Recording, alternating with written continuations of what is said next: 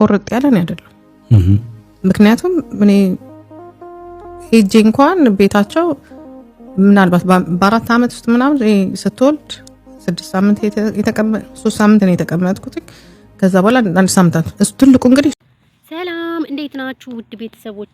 ደህና ናችሁ? ደግ ናችሁ? እናንተ ቆይ ለምንድን ነው ሰብስክራይብ ማታደርጉኝ? ግን ቪዲዮዬን እያያችሁ ማለት ነው ሰብስክራይብ አድርጉኝ ውዶቼ፣ ማሮቼ፣ ፍቅሮቼ ማለት ነው።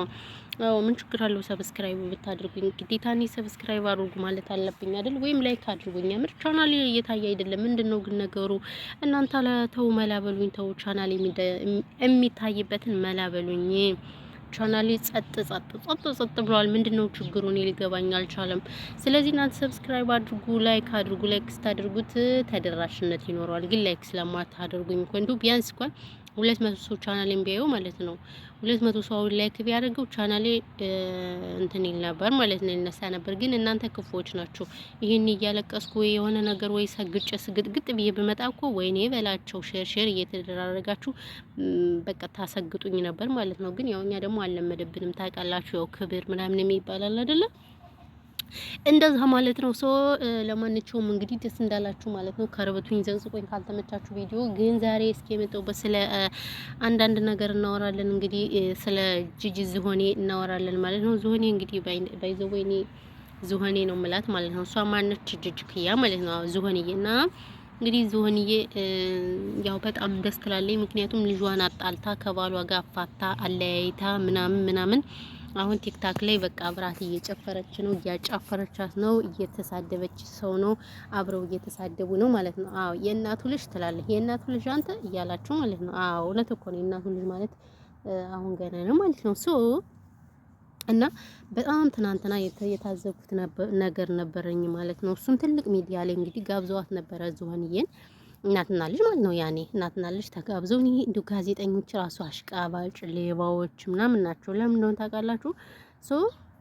ሚዲያ ላይ የሚጋብዙትና የማይጋብዙትን ሰው ራሱ አያውቁም። እውነት ለመናገር ስንት የሚጋበዝ እያለ እግዚአብሔር በጣም ጎበዝ እንዲሁ በሀገራችን ደረጃም ለተራው የሚደርሱ በቃ እንደዛ አይነት ቲክታከርም ሆነ ዩቲዩበሮች አሉ። እነዛን ማቅረብ ሲችሉ እቺን አንዴ ብሄር የምትሳደብ አንዴ ምን የምትሳደብ እያቀረቡ በቃ እያስለፈልፉብናል። በነገራችን ላይ አይዘዌን እንኳን ቲክታክ ላይ ተቆራርጠው ለቆኝ እንጂ እኔ ብዙም አላያትም ጂጂን ማለት ነው። ዝን የተመቸኝም ጂጂ ምክንያቱም ትሳደባለች፣ ብሄር ትሳደባለች ምናምን የተለያየ ነገር አክት ስለምታሳይ እኔ ብዙም አትመቸኝም ባይዘወይ እና ከታዘብኩት ነገር አንዱ ምንድነው ስለ ልጅ ባሏ በጣም ብዙ ነገር ስትሰማት የሆነቴን እምላችሁ ይሄው እሱ ከሷ ጋር ከተለያየ በጣም ቆይቷል። ነገር ግን ከተለያዩ ግን ስለሷ አንድ ነገር አያወራም። በቃ የሆነ ሰዓት ተናገር አለቀ። እንደዚህ ወንድ ማለት እንደዚህ ነው፣ ቆፍጠን ነው የሚል። አሁን ደግሞ ቲክታከሯ ጭርስ ሲልባት ምናምን ነገር እንደ አዲስ እየመጣች ዘራፍ እያለች ነው። ዘራፍ እያለች ነው። ይቅርታ አላክብር እያለ ነው መሰለኝ። ቆይ እሺ ቤተሰብ በድጋሚ መጣው አላክብር እያለ ነበር ነገራችን ለዛ ነው። እና ወደ ወሬ ልመለስ ማለት ነው። ወሬን ልቀጥል እንግዲህ ስለ ጂጂክያ። በነገራችን ላይ ጂጂክያ እውነት ለመናገር የምሰራው ስራ ሁሉ እኔ ማለት በራሴ ማለት እንደ ሀሳቤ ማለት አግባብ ነው ብዬ አላስብም። ምክንያቱም እቺ ልጅ አሁን ከባሏ ጋር ፋታ ምናምን ነገር የምታደርገውን አክቷን ምናምን ሁሉንም ነገር ሰው እያያ ስለሆነ እቺ ልጅ አሁን ማግባት አትችልም ወደ ሁለተኛ ደረጃ። ሲቀጥል ደግሞ እኔ ከሁሉም በላይ ደግሞ ያሳዘኑኝ ደግሞ አስባችሁታል? ልጆች ናቸው ያሳዘኑኝ። እኔ ልጅ ወልዶ ምናምን መለያየት በጣም በሽታ አይገልጸውም እውነት ለመናገር ማለት ነው። በጣም የሚያስጠላ ልጆች እዚህ ይዛ መንከልከል በጣም ይደብራል። ሆኖም ሳለ ግን ባልና ምሽቱ ቢለያዩ ምንም ችግር የለውም። በነገራችን ላይ እሱም ጨዋ ነው፣ የጨዋ ቤተሰብ ልጅ ነው። ባይዘዌ ቤት ስለገዛ ግን እኔ በጣም ደስ ብሎኛል። ጎበዝ ነው፣ ጀግና ነው። ግን እቺን ሰገጤ ማለት ነው ቤቱን ገዝቶ ምናምን ለእናቱ ምን የመሰለ ቤቷን ገዝቶ ምናምን ነገር አሁን ተለያዩ፣ ምንም ችግር የለውም ቢለያዩ ራሱ ማለት ነው። ይብላኝልሽ እንጂ ሲጀመር ጸባይተኛ ነው ልጁ። ነው በጣም ደስ የሚለኝ ፋኒ። እንደውም ይሄን ያህል አመት ስንት አመት ሙሉ ከእሷ ጋር መቀመጡ በጣም እድለኛ ናት። ምክንያቱም ጂጂክያ ሁሌ ነው እየወጣ የምትሰድበው የምታዋርደው ምናምን ነገር ግን እሱ ሚስቴ ትበልጥብኛለች ብሎ መልስ ራሱ አይሰጥም ነበር ሚዲያ ላይ ሶሻል ሚዲያ ላይ። እሷ ግን እየወጣ ነበር የምትሰግጥ ሁሌ ትዘግጣለች። ግን እሱ ምንም ነገር የተናገረው ነገር የለም ማለት ነው። ስለዚህ ጥፋቱ ደግሞ ከሱም ጥፋት ስለሌለበት ይሄ ልጅ ያገባል ማለት ነው። በድጋሚ ያገባል። ነገር ግን ከሁሉ እኔ ልጆች ናቸው ያሳዝኑኝና ልጅ የወለደን እንትን እናትና ልጅ ደግሞ አንድ ላይ ነው ሚዲያ ላይ የተጋበዙት ምናምን ነገር በዛ ልክ ጭፍጭፍ ማድረግ አግባብ ነው ብዬ አላስብም።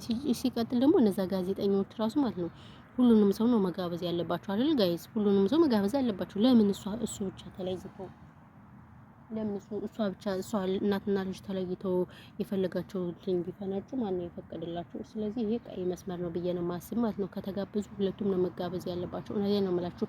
አንቺ ምን አገባሽ አሽቃባጭ ወሬኛ ምናምን ልትሉ ትችላላችሁ። ይሄ ማሽቃበጥም አይደል ወሬኛ የማያስብልምና ስለዚህ እንደው አንዳንዴ ነው የምላችሁ ነገር ምናልባት አሁን በስደቱ ላይ ያላችሁ ልጆች እንደው ትዳር ይዛችሁ የእውነት እንደዚህ አይነት ነገር አግባብ ነው ብዬ አላስብም። በተለይ ወልዶ መለያየቱ በጣም ነው የሚያስጠላ። ግን አሁን እንደምታዩት በቃ ጊዜው በጣም ነው የሚያስጠላ። ወንዱም ሴቱም በቃ ትንሽ ከተቀመጠዛችሁ ሴት ጋር ሌላ ነው የሚፈልገው እሷም እንደዛው ምናምን ይሄ ደግሞ አግባብ ነው ብዬ አላስብም። ትዳርን ቀጥ ጸጥ ብሎ መምራት ነው እንጂ አሁንም ሴት መቀያየር ወንድ መቀያየር ይሄ ቀይ መስመር ነው ብዬ ነው ማስብ፣ እንደኔ ማለት ነው። እና ውድ ቤተሰቦች በተረፈ ያለው ነገር ይሄ ነው። ስለዚህ እናንተ ምን ትላላችሁ ተመልካቾች? ስለዚህ ጅጅግያ ጥፋት አለባት? አዎ ጥፋት አለባት በህግ አምላክ።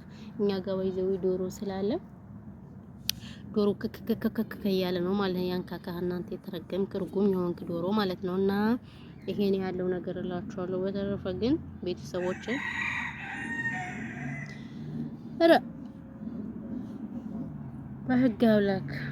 በህግ አምላክ ተው ዶሮ ስላለ ዶሮዎች ይጮሃል ምናምን ነገር ዶሮ ማስብላው ሊያስፈራኝ አልቻለም። እዚህ ጋር ደግሞ ኤሮፕላን እየሄደ ነው። ኧረ በእናትህ ተው ዶሮ የስራን ይስጥላወራ የነበረውን አስጠፋብኝ። በቃ ውዶች ማሮች ፍቅሮች፣ ለማንኛውም ይሄን ይመስላል ማለት ነው። አላክብርም እያለ ነው። ቪዲዮ መስራት አልቻልኩም ስራ ስለበዛብኝ። ለማንኛውም ሰላማችሁ ብዝት ትርፍርፍ ይበልልኝ። በሌላ ጊዜ እስከምንገናኝ ፈጣሪ ሀገራችን ኢትዮጵያን ሰላም ያድርግልን። እንግዲህ የዶሮ ድምጽ የናፈቃችሁ በስደት ላይ አብዛኛዎቹ ግን አረብ ሀገር አንዳንድ ቦታዎች ዶሮ አሉ። በነገራችን ላይ ሰው ዶሮ የናፈቃችሁ እንግዲህ በዛውም ተጋበዙ ማለት ነው። ዶሮአችን መጋበዝ አለባችሁና ያለው ነገር ይሄ ነው። በተረፈ ሰላማችሁ ብዙ ትርፍርፍ ይበልልኝ። እናመሰግናለን። አክባሪው ያክብርልን። እንዲሁም በስደት ያለነው ሀገራችን ሰላም ያርገው እና ለሀገራችን ያብቃን። አሁን እንግዲህ ጥምቀትም እየመጣ ነው። ገና አለ፣ እዛ ፋሲካ አለ። በለው ድርብርብ ይላል እንግዲህ አመት ባለ። እኛ ደግሞ ያኔ በስደት ያለነው የሆነ ድብር ይለናል። እንግዲህ ምንም ማድረግ አይቻልም። ከሀገሩ የወጣ ቢጭኑት አህያ ቢለጉሙት ፈረስ ምናምን የሚባል ነገር አለና እና ለዛ ነው። ለማንኛውም ዶሮ ምንም ሊያስወራኝ አልቻለም። እናንተ ደስታን ዘጋኝ ዝግት ያድርግል እና ይሄ ነው ያለው ነገር። ቤተሰቦች ግቢያችን እያያችሁት ነው። መንገድ ላይ እየሄድኩኝ ነው።